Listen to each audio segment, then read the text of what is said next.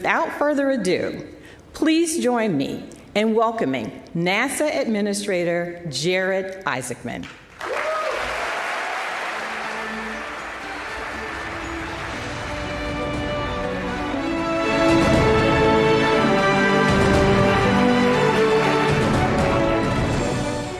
Thank you, Vanessa.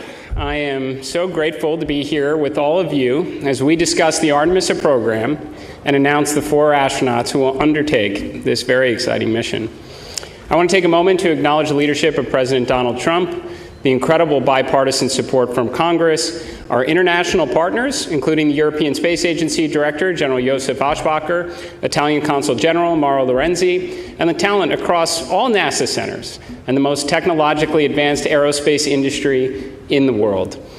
All of you are contributing meaningfully to this undertaking and helping us achieve what is such a daring and inspiring and world-changing endeavor. We are returning to the moon, a grand adventure back to the lunar surface to build a moon base, and to do so for all of its scientific, its economic potential, and to master the skills for where we will inevitably go next. The incredible crew of Artemis II was just the beginning, and they did an absolutely outstanding job. As a test mission, they were the first to launch on the SLS rocket and test the Orion spacecraft. Reed Wiseman, Victor Glover, Christina Koch, and Jeremy Hansen showed us the moon again, and they showed us the Earth again. They helped reinvigorate the world's interest in space exploration. And now, just as Mercury, Gemini, and Apollo crews that came before them, Artemis II will pass along all they have learned and hand the torch to Artemis III. Over the next year, they will train for their mission, ensure the lessons learned from the prior crew are implemented, and assist in the development of the landers and operational procedures that will be necessary for their colleagues on future Artemis missions. Artemis III will be an extraordinary demonstration of what is possible when the greatest aerospace companies across the United States, alongside our European partners, come together to showcase the technological might and ambition of the free world. When their training and development are complete, these 4 astronauts will strap into their spacecraft. You will witness the contributions of Boeing, United Launch Alliance, Lockheed Martin, Northrop Grumman, L3 Harris, and Airbus, and many others come together as the SLS rocket ignites the Artemis III crew and sends them into low Earth orbit. Additional powerful rockets will launch to place the Blue Origin and SpaceX Starship landers into orbit. Throughout the duration of the Artemis III mission, these astronauts will continue to test the Orion spacecraft. They will rendezvous and dock with the Blue Origin lander, and then again with the SpaceX lander. Think about how many spacecraft, all of which will eventually carry human beings, will be in orbit at the same time. From Dragon, Shenzhou, Soyuz, possibly Starliner, Starship, and Blue Origin landers. This seems like the beginning of the future that we imagined as children. This seems like the very beginning of Earth's first Starfleet to me. Will we use Artemis III to get into the rhythm of multi-launch campaigns, test the interoperability across several systems while close to home, learn and improve, and inform the changes necessary when the torch will be passed once again? Now, preparations for Artemis III are already underway. The NASA team, our contractors, and our partners will start stacking SLS this summer with the aim of beginning early wet dress testing before the end of the year. The interested public will be able to follow along through all the key NASA milestones, along with Blue Origin and SpaceX as they launch uncrewed tests of their reusable rockets, gather data, implement improvements, and converge upon the Artemis III readiness no earlier than this time next year. In parallel, we will not slow down. The expectation of your NASA should be that we can pursue and achieve many extraordinary objectives at once. In a matter of weeks, we will host another moon-based event. To set expectations, we plan to issue awards and provide updates routinely. In the not-too-distant future, we will be tuning in on the Moonbase website, watching landers and rovers and moonfall hopper drones and other tech demonstrations and science payloads landing on a near-monthly basis as we practice the science of survival on the lunar surface. Alongside industry and our Artemis Accords partners, we will experiment with power, navigation, surface mobility, communications, and other critical systems as we learn what does and does not work in the extreme environment of the lunar South Pole. Now, coming up later this summer, America's next great exploration asset, the Nancy Grace Roman Space Telescope, will launch and venture out nearly 1 million miles into space with the aim of further unlocking the secrets of the universe. And there are further big science missions like Near-Earth Object Surveyor, Rosalind Franklin, and Dragonfly coming up on deck. Now, to realize the spacefaring future, we will work tirelessly to ignite an orbital and someday, perhaps even a lunar economy, working alongside industry to usher in the first commercial space stations. In the months ahead, we will invest in high-temperature materials, power conversion, radiators, advanced space structures, and assemble the first fission-powered interplanetary spacecraft. Before the end of 2028, we will launch the first mission of what should be many more to follow as SR-1 Freedom finally gets America underway on nuclear power in space and delivers the Skyfall payload to Mars. The X-59 team is already past the sound barrier, and we are well on our way to rebuilding the X-plane portfolio with greater investment in faster and higher capabilities as we aim to blur the line between in and out of atmospheric flight. As I've said many times, your NASA team will not sit on the sidelines and wait for all these exciting initiatives to be realized. We are embedding SMEs across the supply chain, doing the kind of engineering and building necessary to deliver the outcomes only NASA is capable of achieving. We can do this all while the Artemis III crew prepare for and undertake their important mission, while the rest of the astronaut corps plan for their missions ahead, including the vital work on the International Space Station. The NASA astronauts, alongside our international partners and tens of thousands of the best and brightest across the agency and industry, are ushering in the golden age of discovery. They are carrying forward the hopes and dreams of the next generation, just as the Apollo astronauts did for so many of us. When Gene Cernan left the lunar surface on Apollo 17, he said, "We leave as we came, and God willing, we shall return with peace and hope for all mankind." Now, it's taken a little bit longer than he may have imagined, but we are returning, and we do so with the experience of Apollo, the lessons of Artemis II, the crew now of Artemis III, and the promise of what lies ahead, and our collective effort to build out humanity's first outpost on another world. So to the Artemis III crew, we wish you Godspeed on the journey ahead. You carry the fire of exploration from generations past, the confidence of this agency and the support of this nation, and the dreams of millions who will be cheering you on, knowing that what others believe to be impossible happens to be what we do best here at NASA. So ladies and gentlemen, welcome to the Artemis generation. And now I'll turn it over to Jeremy Parsons for an Artemis III update.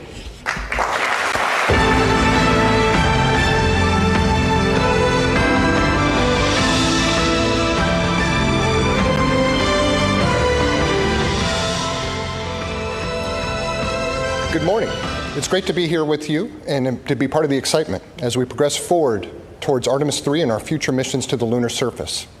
Since adding the Artemis III test flight before our first crewed moon landing, our team is focused on developing the mission to test about as much as we can how we operate with our commercial partners across systems, teams, software, and hardware in the entirely difficult environment of space. We want to do this in Earth's orbit before we return to the moon and establish an enduring presence there. We demonstrated to the world during Artemis II that we can fly our astronauts around the moon and bring them home safely. The mission gave us insight into performance across all of our systems, how our teams operate together with crew in the deep space environment, thousands of miles from home. That is why we do test flights. We learned. We found things we needed to improve, and our teams are already hard at work solving those issues to make Orion even more capable.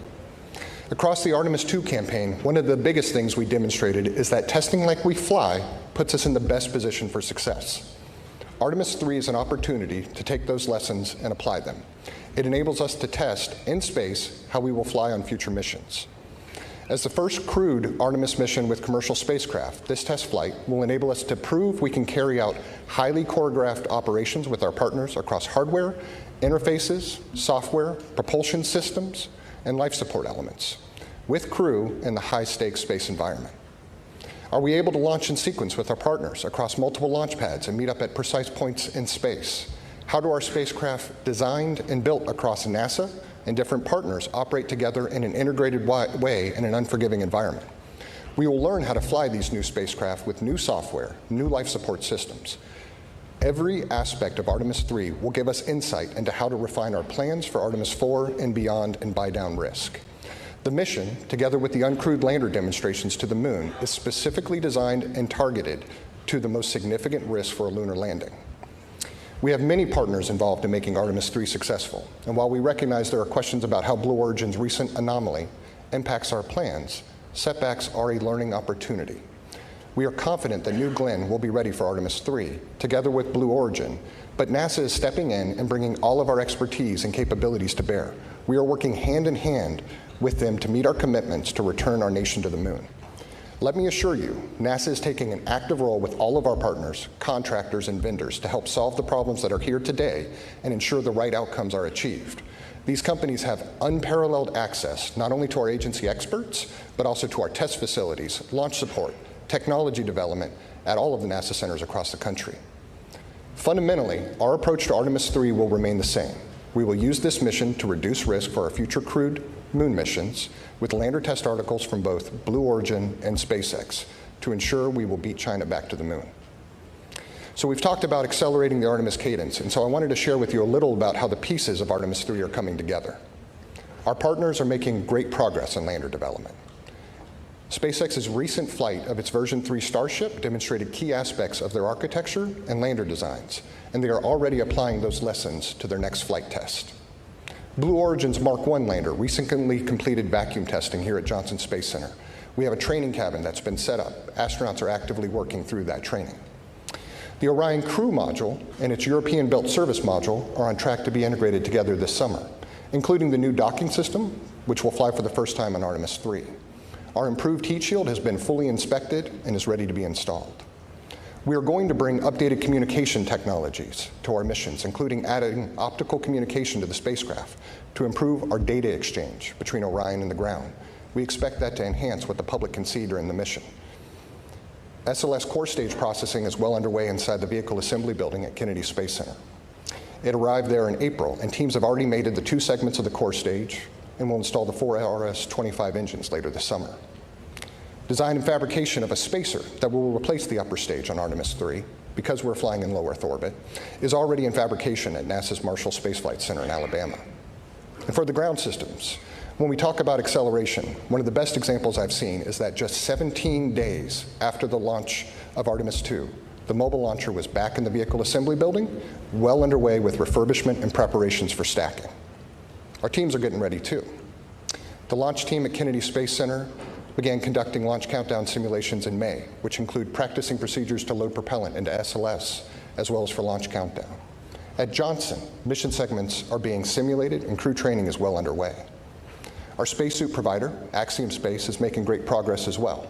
We have suit testing ongoing regularly at the Neutral Buoyancy Lab down the road here in Houston.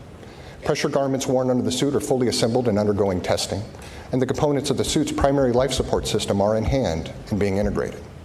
We are going to fly the spacesuit aboard the International Space Station to check it out in 2027, and we will perform hardware interface checkouts on at least 1 lander in a spacesuit during Artemis III. Again, this is an area where NASA is taking an active hand. We want to accelerate these deliveries, this hardware, and we're embedding NASA engineers across the board with Axiom and with partners in order to yank schedules to the left.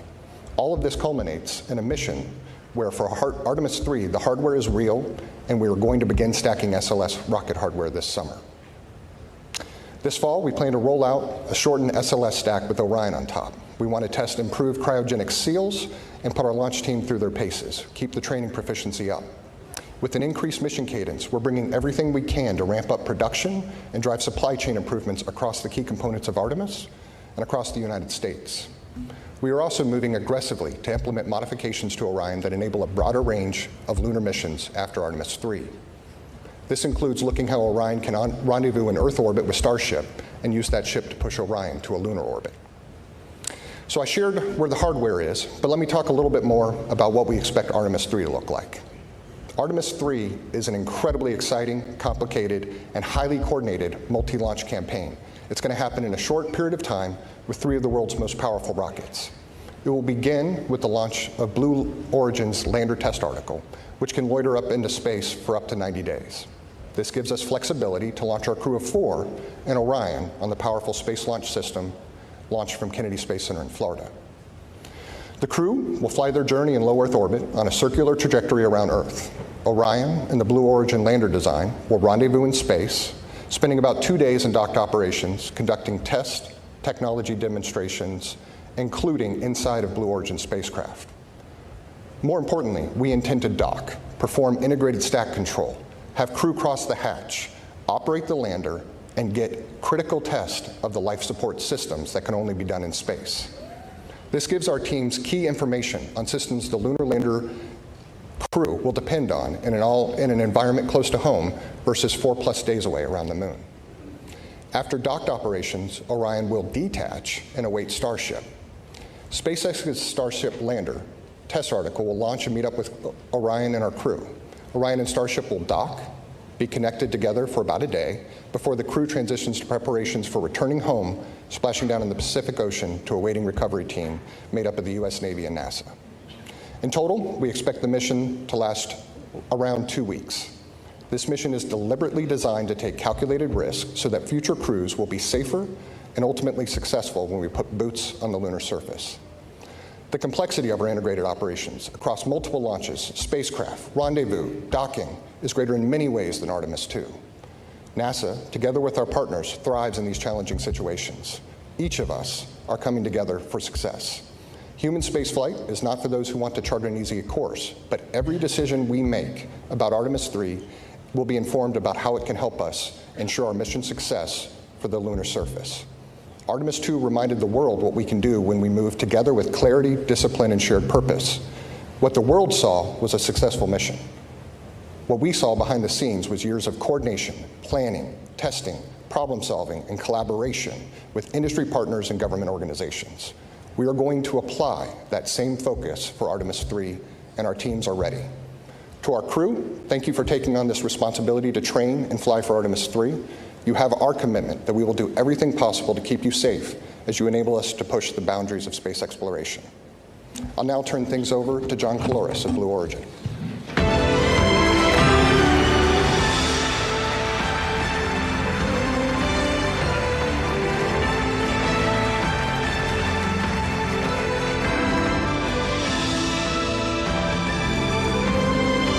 Thank you.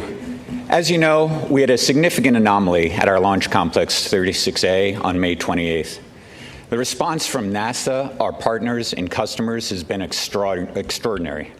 We're making excellent progress on the investigation and pad cleanup. We'll begin rebuilding once cleanup is complete, while continuing construction at Launch Complex 36B. Blue Origin's lunar engineering and production teams are continuing the pace for production of Mark I landers for Moonbase and for Artemis vehicles, with multiple serial numbers in build. Mark I serial number 1 testing will conclude soon and will be ready for launch this year. The mission will demonstrate key components of our Artemis landers, such as our BE-7 engine. Artemis III is a major step that fills important objectives prior to our uncrewed landing on the moon in 2028, followed by our landing of astronauts that same year. On this mission, NASA and Blue Origin will demonstrate rendezvous, docking, hatch operations, ingress, and life support systems in low Earth orbit. This will allow the crew to gain familiarity with our lunar crew module and even practice operations such as suit donning in zero gravity. Manufacturing is well underway on the Artemis III Mark II lunar crew module, our storable reaction control system, our docking systems, and our environmental control and life support system. Our factories are running around-the-clock shifts in a responsible manner. Our vertical integration capabilities continue to produce hardware that feeds the production floor. We work very closely with NASA on engineering and testing support, with more to come. We expect to complete the vehicle for Artemis III and be ready for launch in 2027. Blue Origin is very motivated to be part of the journey of returning humans to the moon. We've redoubled our efforts and are moving forward. I'm thrilled that we're just moments away from announcing NASA's Artemis III crew. I'd like to also say that the moon is the 8th continent, and we will measure ourselves not only by our successes, but how we respond to setbacks. With that, I'd like to introduce my friend Jessica Jensen from SpaceX.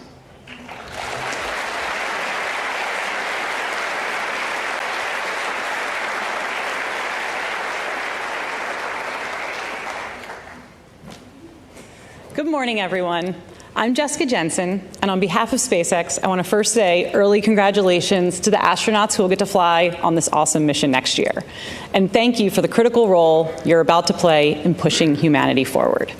I also want to say that SpaceX is incredibly honored, as always, to continue to be a part of NASA's most critical missions as we all work together to establish a permanent human presence on the moon. I'm here today to give an update on Starship's development towards Artemis III and Artemis IV. We've made substantial progress towards developing Starship and preparing for the NASA HLS missions. We just flew our 12th flight test and successfully debuted version 3, or V3, of the Starship and Super Heavy booster, along with the new Raptor 3 engines and a new launch pad, all of which were developed through years of ground and flight testing.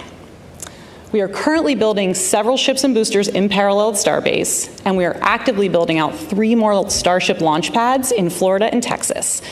We believe this, combined with full reusability, is going to lead to unprecedented launch rates and achieving aircraft-like operations, which has always been our goal.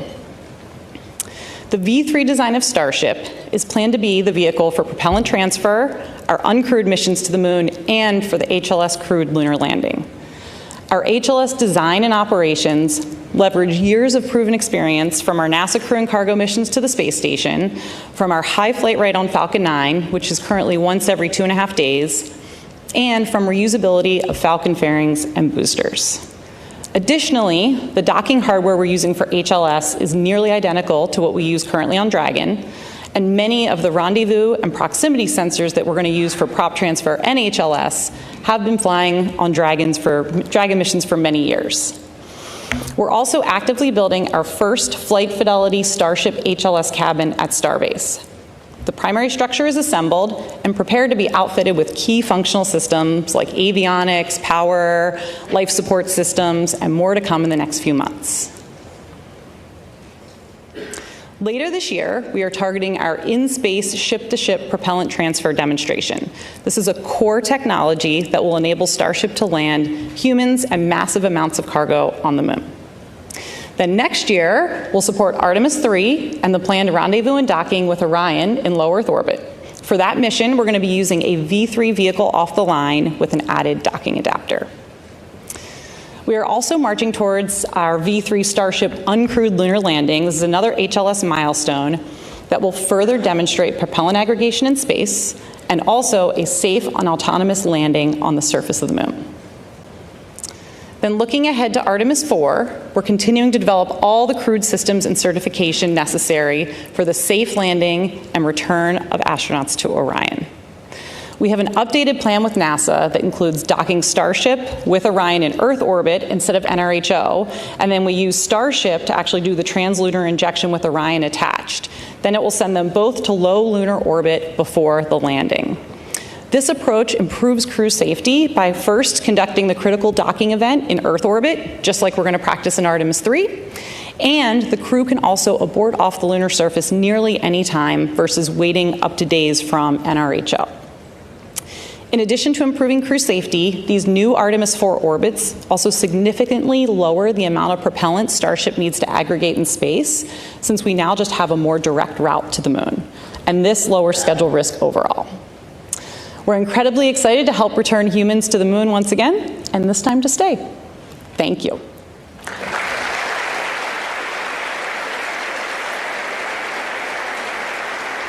And now, I will turn it over to Dr. Nikki Fox, head of NASA Science, and she is going to talk about Artemis III science.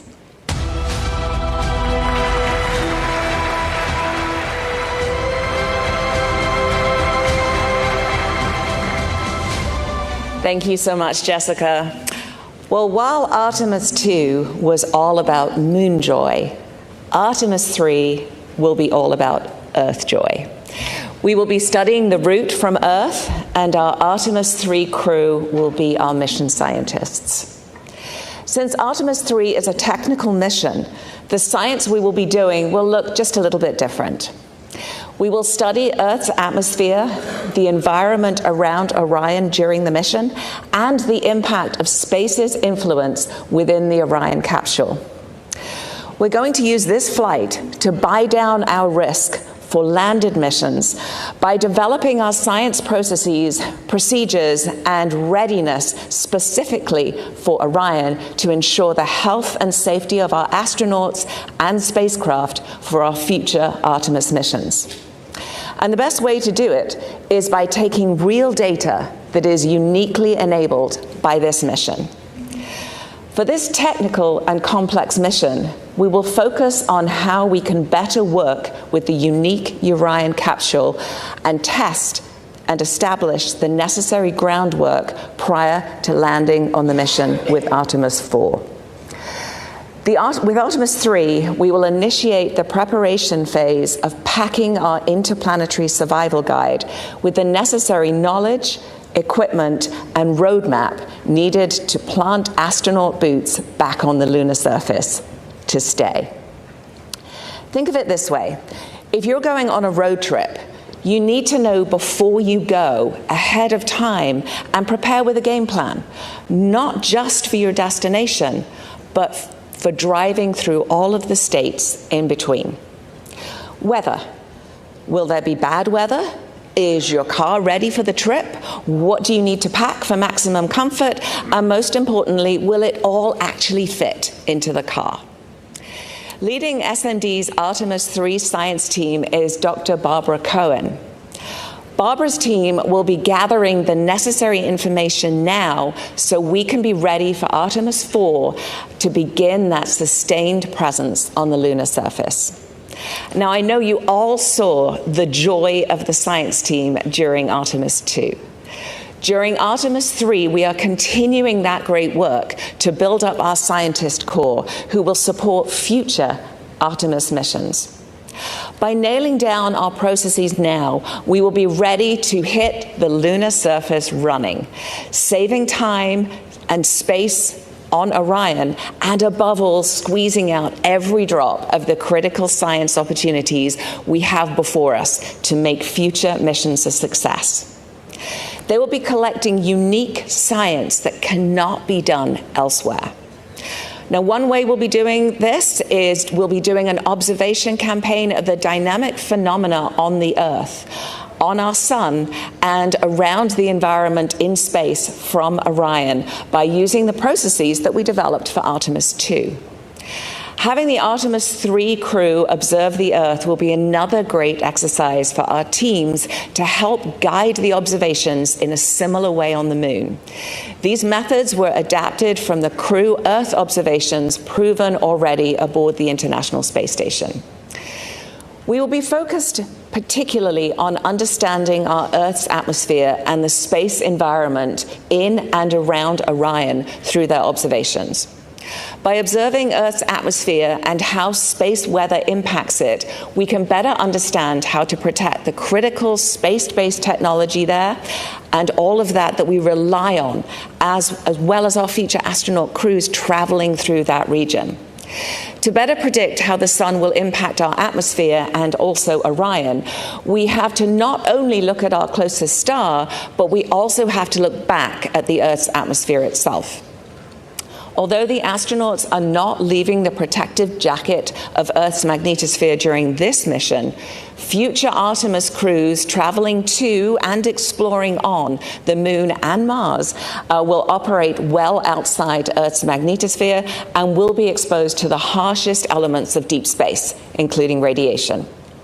Now, this makes space weather research all the more vital as we move forward on the Artemis program, and our NASA space weather stations situated in strategic locations across our solar system are absolutely ready. When the sun triggers space weather events, the conditions in Earth's atmosphere can increase drag on the spacecraft.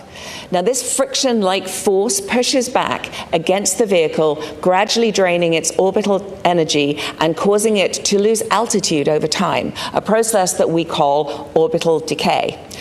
This drag is highly sensitive to solar activity. So by analyzing atmospheric behavior, we can gain insight into different conditions by looking at how the atmosphere slows Orion down at different points in its flight.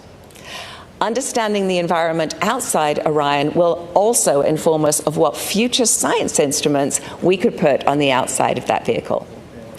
We're also using our ground-based assets across the world to look at Orion in low Earth orbit. And this is an opportunity that was not possible during the Artemis II mission due to the very quick time they spent in LEO. We are also characterizing the Orion capsule itself. We are going to initiate processes for Artemis contamination control and contamination knowledge by bringing samples out of Orion back to curation so we can identify and evaluate the environment within for our astronaut crew and for our future lunar samples.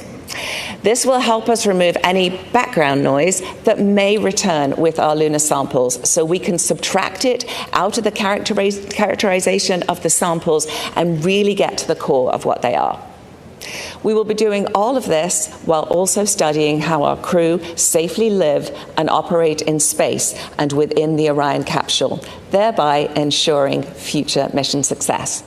Now, we're still at the beginning with our planning for science, so stay tuned as there will be more exciting science yet to ride along with Artemis III. I am extremely excited for NASA to build upon the success of Artemis II and then Artemis III and to explore more of the moon, to build that sustained presence and to build our moon base to prepare for the next giant leap, human exploration of Mars. All while we lead the world doing paradigm-shifting science. At NASA, science enables exploration, and exploration enables science. And NASA Science is honored to take our part in the Artemis generation. And with that, I am delighted to hand it back to Administrator Isaacman.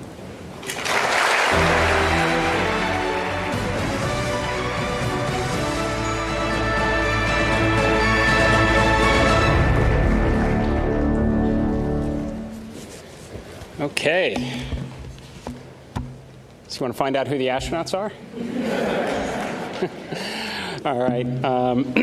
Well, thank you, Jeremy, John, Jessica, and Nikki for providing these incredible updates.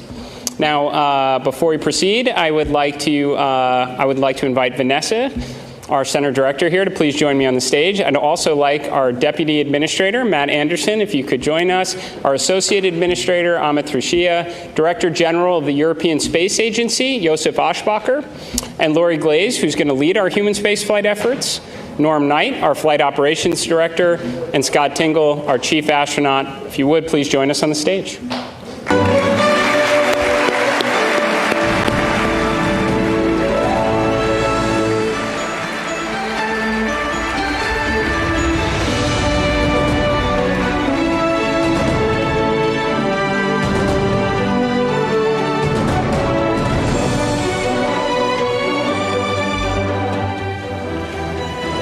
Now, alongside the prime crew, we have a backup crew member who will train shoulder to shoulder with them to ensure mission readiness and continuity. Test pilot, Air Force Colonel, and former SpaceX Crew 4 pilot stands ready to join the team if necessary, Artemis III backup crew member, Bob Hines.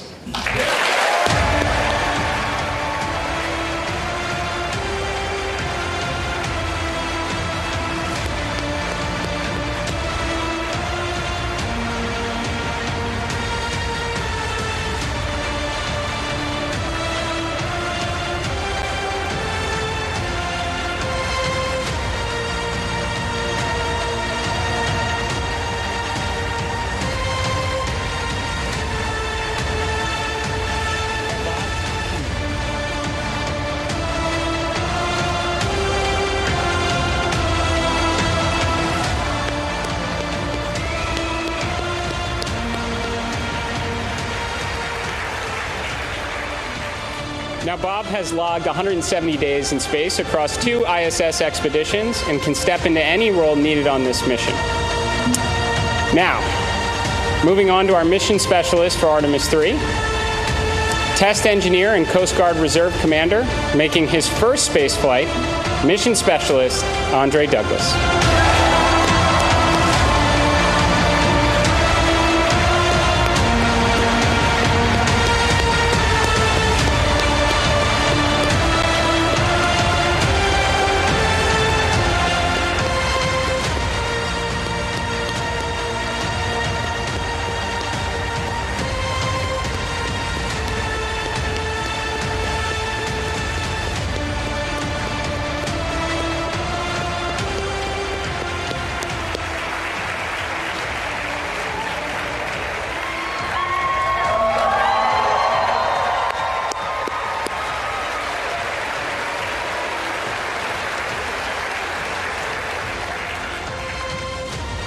And we have Army Black Hawk helicopter pilot, family medicine physician, and record-setting astronaut, mission specialist, Colonel Frank Rubio.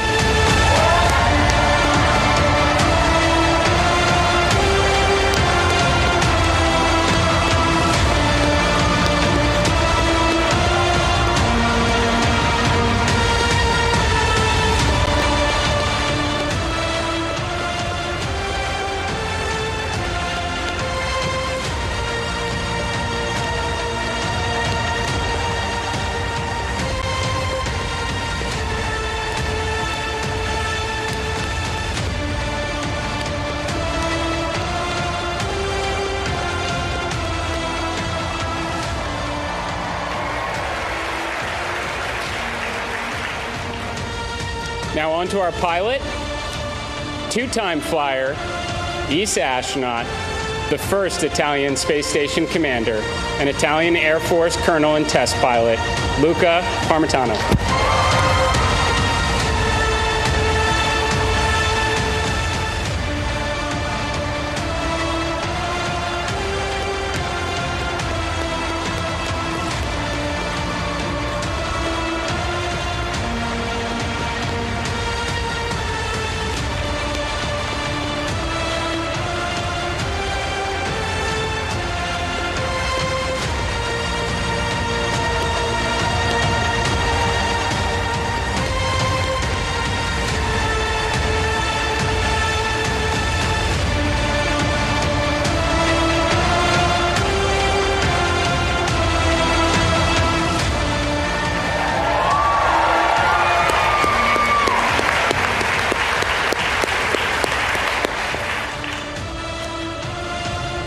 Now to our commander, two-time astronaut, former space station commander, Marine Corps colonel, and test pilot with more than 7,000 flight hours, Artemis III commander, Randy Bresnik.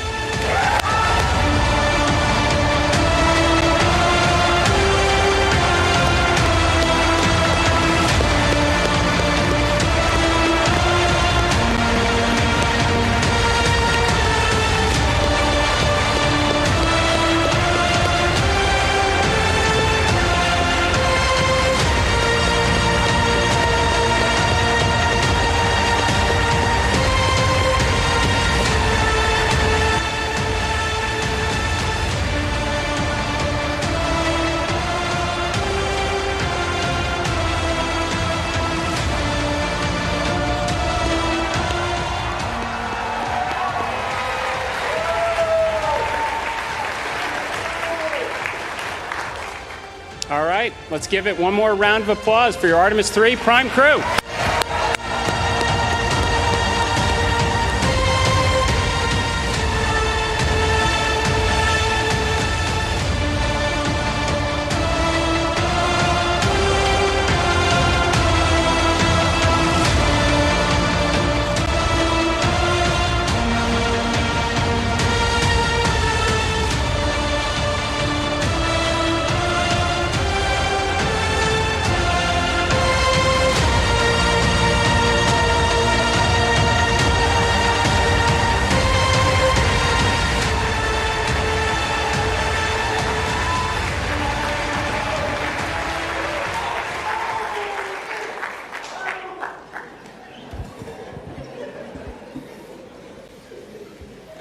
Randy, Luca, Frank, and Andre, I am excited to welcome you as the next crew in the Artemis journey to successfully return to the moon, this time to stay. This mission will be one of the most complex that NASA has undertaken, and we are counting on your courage and your dedication in fulfilling this critical role. It also underscores the importance of both international and commercial collaboration. This crew is comprised of astronauts from NASA and ESA, and they will train together to develop their expertise in multiple spacecraft from our commercial partners. All of this while working hand in hand with the flight control team that works tirelessly to manage risk, ensure crew safety, and of course, mission success. This multifaceted integration demonstrates that we will go farther faster when we go together. As the Director of Flight Operations, I have the opportunity to get to know every astronaut as well as many of the team members that support our missions and other critical integral roles. These integrated teams are the backbone of the mission, working as a single entity to accomplish the mission objectives while aligning to crew and vehicle safety. I would also like to thank the families of our astronauts and those of our team members who provide the support that allow us to accomplish these ambitious goals for our country and humanity. To simply say, I am encouraged, I'm inspired, and I'm filled with hope when I think of this mission and the teams associated with it.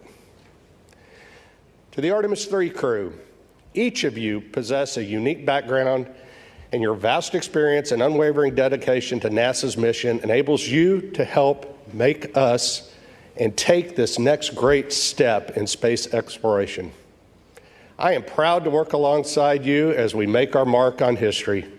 This mission begins now, and it will conclude with your safe return to Houston, where you will be reunited with your families. Now, I'm honored to turn it over to Mission Specialist Andre Douglas.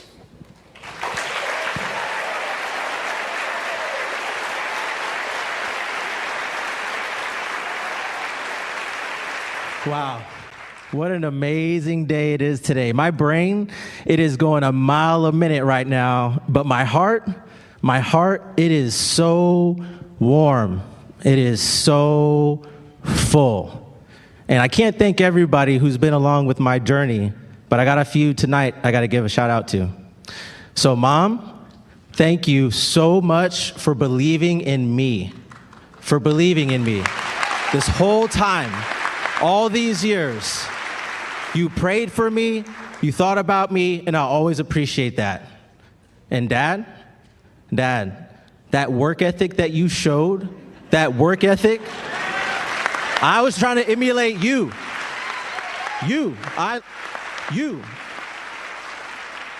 Thank you so much. Oh, by the way, happy early Father's Day.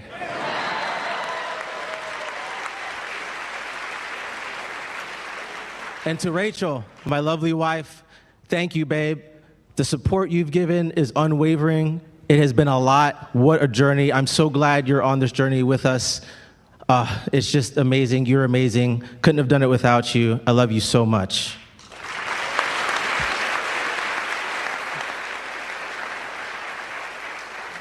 And to my boys, if you put in the hard work, and you think big, you can do just about anything you want to do. Surround yourself with good people. You can do this. You can do whatever you want. You just got to try hard. All right? So,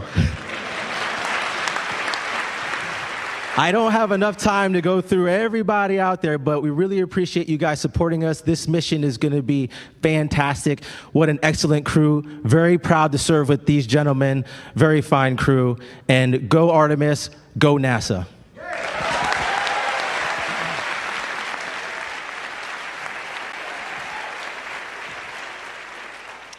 Thanks, Dre.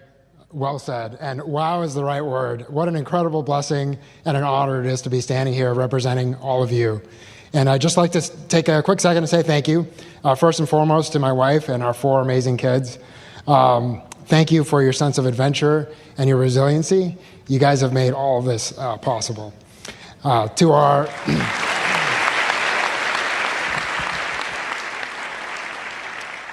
To our community of friends and family who've always been there when we most needed them. We've called upon them many times, and they've always stepped up. So thank you guys. You know who you are. And then last but absolutely not least is to the NASA team, NASA community, to our leadership, to our engineers, our flight controllers, our flight directors. You guys are the ones that make this happen. So thank you. And last, but definitely not least, is to our peers, CB, and all the support staff that we have. We look forward to representing you guys and to helping take the next step so that we can watch you guys continue to make history. So thank you, and go Artemis III.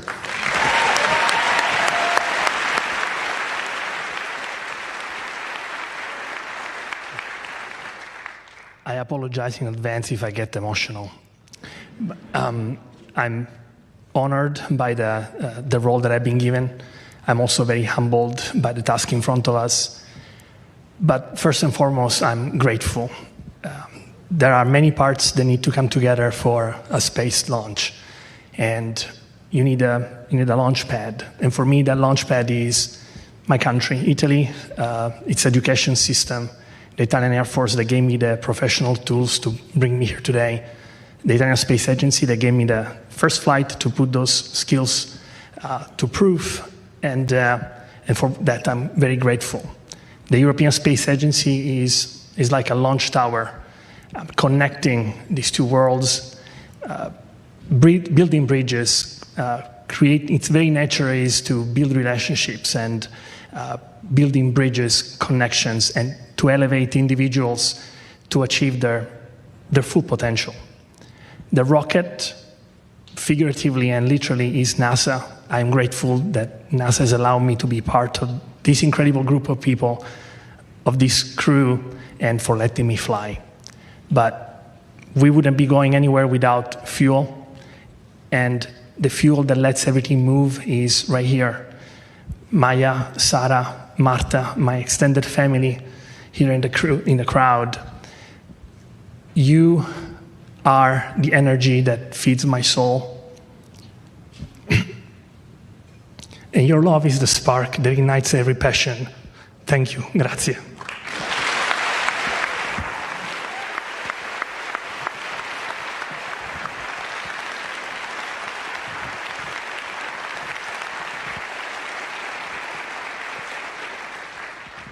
I'll echo the amazing words of my colleagues. Wow. It is an honor and a blessing to be a part of such a stellar crew. I must also say thanks to our spouses and our families. Without their support and sacrifice, we would not be standing up here before you right now. To my wife, Rebecca, you're the love of my life, my rock, thank you. And it's the...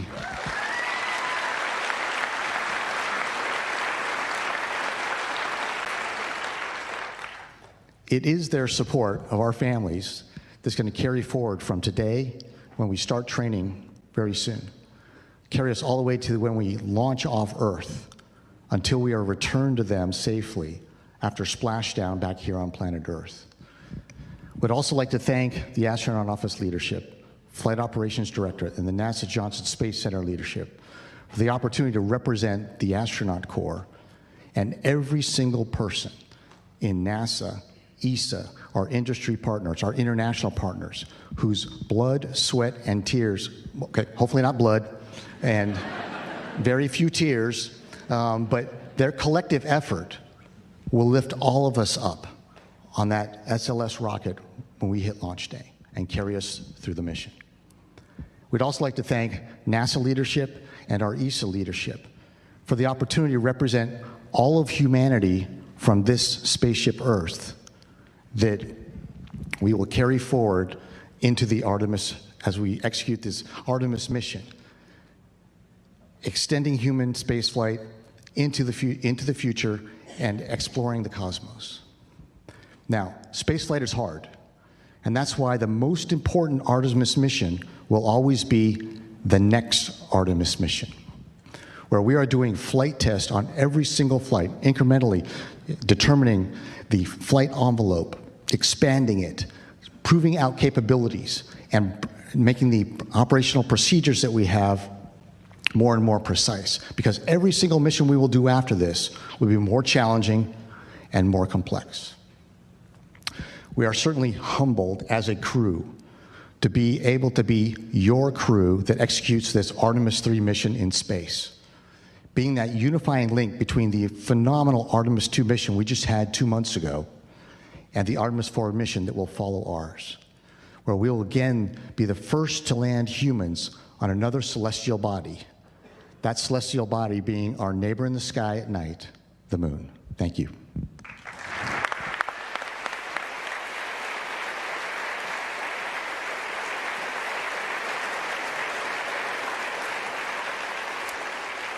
In the words of the crew, wow. That was truly special. Thank you, Artemis III crew. Hearing from each of you has inspired everyone supporting this mission across the globe. We're all in. This mission is going to captivate the world and bring us Earth joy. Let's look ahead at what's in store for Artemis III.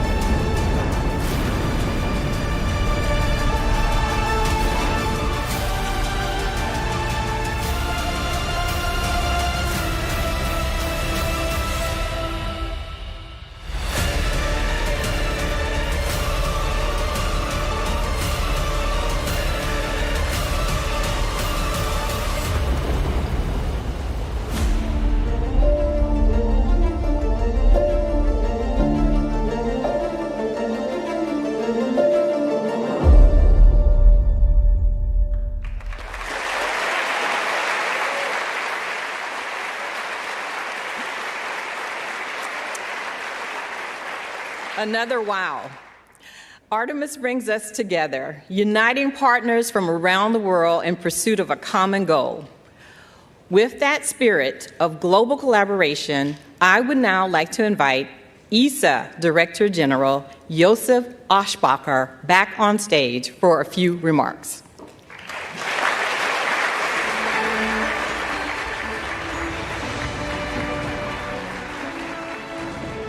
Wow, what an atmosphere, what a moment. Ladies and gentlemen, days like this do not come often, when history is not something we remember, but something we are about to make. Just weeks ago, at NASA's Kennedy Space Center in Florida, I had the privilege of witnessing the launch of Artemis II. It was an unforgettable moment. Artemis III will be a different mission, but no less remarkable. Before anyone sets foot on the moon, someone has to make that possible. That responsibility now rests first and foremost with NASA, but also with the crew we are honoring today. The crew will test what has never been tested at this level. You will take a system of extraordinary complexity and make it work as one. In many ways, you are unlocking the lunar landing itself. And for us at ESA, there is real pride in knowing that alongside the NASA commander, a European astronaut will also be at the controls of this mission. ESA and NASA do more than cooperate. We build dreams and spacecraft together. The European Service Module carries Orion forward into orbit to the moon. Shared ambition made tangible in hardware. And on Artemis III, our partnership is in the capsule as well. It's Luca, a test pilot by training with 2 missions to space, a commander of the International Space Station. He has seen spaceflight from every angle that matters. Colonel in the Italian Air Force, combat ready, qualified, highly decorated, a proud father of 2 daughters. And he has been tested. During a spacewalk early in his career, his helmet began to fill with water, a dangerous situation by any standard. He handled it with calm and clarity and brought himself back safely. That tells you more about an astronaut than any CV ever could. Luca is precise, composed, and determined. Yes, I'm sure he brings a touch of Italian ease to the cockpit. He is exactly the right person for this role, and he is ready. At ESA, we are ready as well. Our 23 member states are aligning to step up in exploration, because when you choose to be part of something as ambitious as Artemis, you contribute. That is what we do, what we will continue to do. But today is not about programs. It is about people, those who once went to the moon and those now preparing to return. To Jared, to NASA, to the United States of America, thank you for your leadership and thank you for your partnership. To the crew of Artemis III, you carry something important for all of us. And to our ESA crew member, we could not have wished for a better pilot. Caro Luca, siamo orgogliosi di te. Buon volo. Thank you all.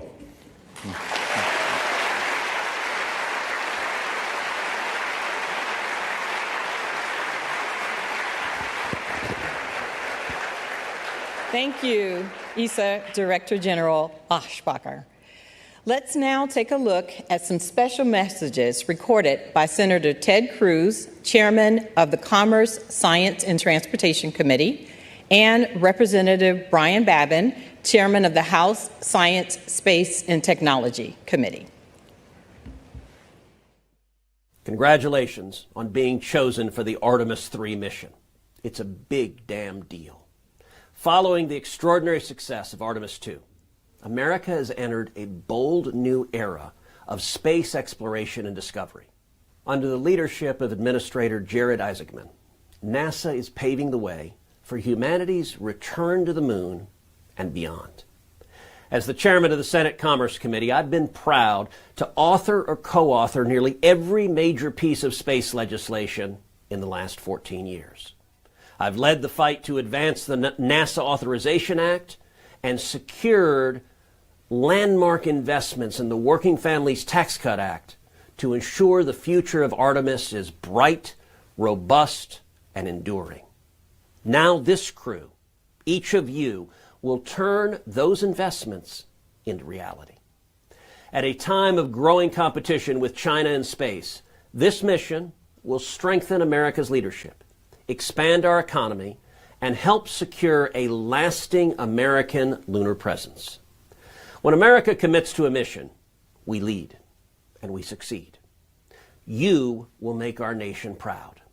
Thank you for your commitment to this great nation's space program, and may God continue to bless the United States of America.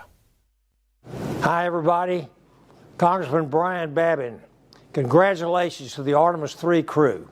Following the successful mission of Artemis II, your selection marks another historic milestone in America's return to deep space. Each Artemis mission builds upon the last one, and the mission ahead is a critical next step as we prepare to return humans to the lunar surface and lay the foundation for a sustained presence on the moon alongside our international partners. You're carrying forward a very proud tradition of exploration that stretches from Mercury on to Apollo and now to Artemis. Through your dedication, courage, and service, you will help open a new chapter in humanity's journey beyond Earth. As you begin preparing for this mission, please know that you have the support of the American people. We will be praying for your training, for your families, and for your success in the months ahead. I am deeply honored to play a small part in supporting America's space program. I'm very proud of each of you for answering the call to explore. May your mission inspire future generations to dream boldly, to dare greatly, and to carry the spirit of discovery farther than ever before. God bless you. Thank you.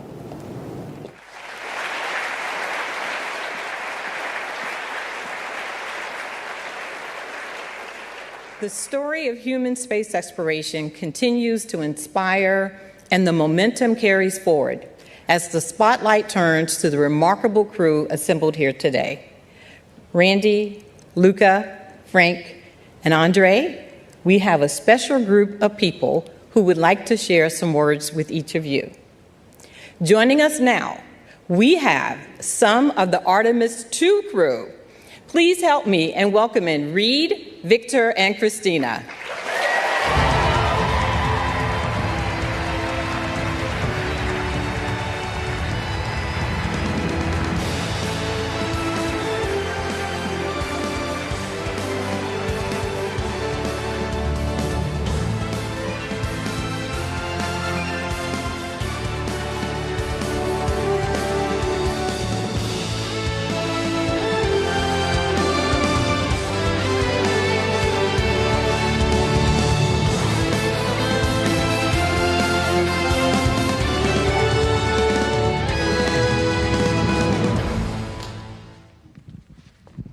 right, comrade Randy, Luca, Frank, our backup, Andre, Douglas. So good to see your family out there. So good to see all the families. On behalf of myself, Christina, Victor, and we all know Jeremy wishes he was going to be here today, that he could be here. We just want to say how completely fired up we are for you. I hope you saw us down there cheering, screaming as loud as we could. And Randy, in your comments, I really loved when you said that you all are the link from 2 to the surface. And that really resonated with me. And you guys know, because you work in the office, we've been carrying these batons around for way too long. And so with that, the Artemis II crew, comrade, hands you the baton. You got the controls.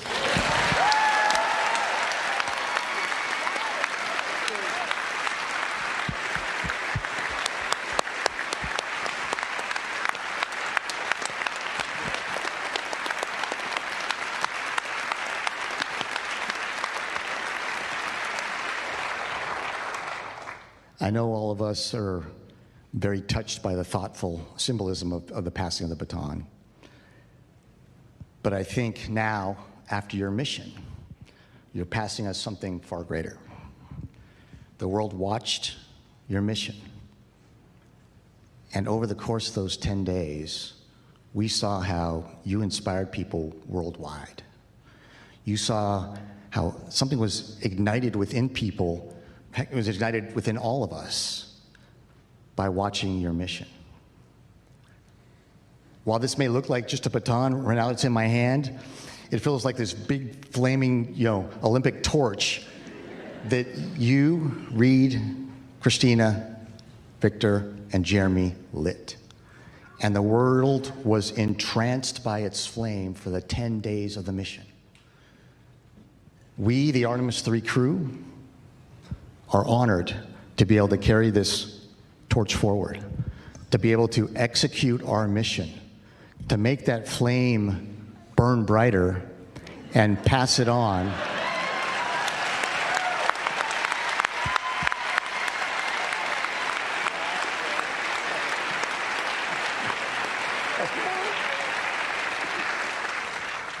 And be able to pass that flame on to the next crew that's out here. And so it is our distinct honor and privilege, and echoing the immortal words of Apollo 11's Michael Collins, to be carrying the fire through the next Artemis mission. Thank you.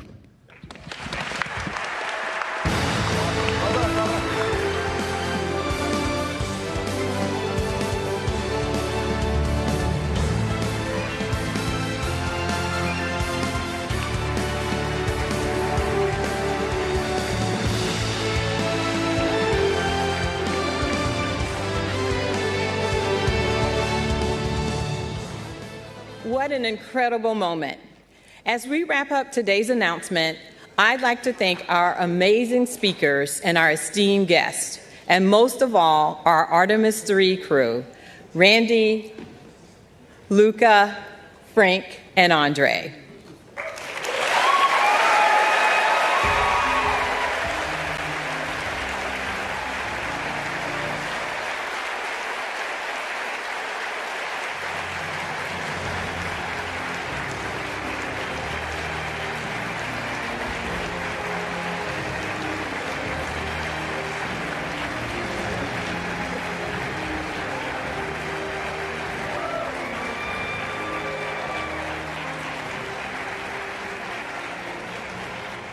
As you prepare to embark on this next giant leap, know we stand united, ready to support you at every turn with mission excellence, pushing the boundaries of what's possible for the benefit of all humanity. Let's give one final round of applause for our crew.